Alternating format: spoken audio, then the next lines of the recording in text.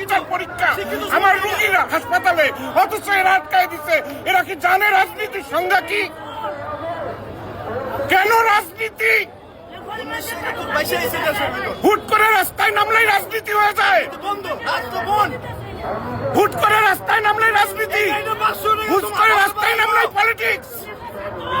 কতক্ষণ যাবত এখানে আটকা? 1.5 ঘন্টা ধরে আমার হাসপাতালে রোগী এন্ডোজ করেছে, খাবার খাওয়াবো, এরা রাস্তায় আটকায় রাখছে।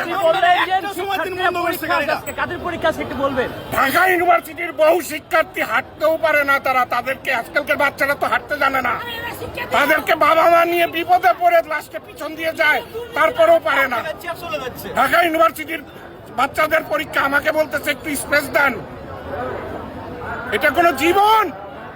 একজনকে তারাই দিতে বলছে সুখে দেবে, এই নাকি সুখ শান্তি আমাদের? বলেন, এই কি পাইলাম সোনার বাংলায়? 3 ঘন্টা ধরে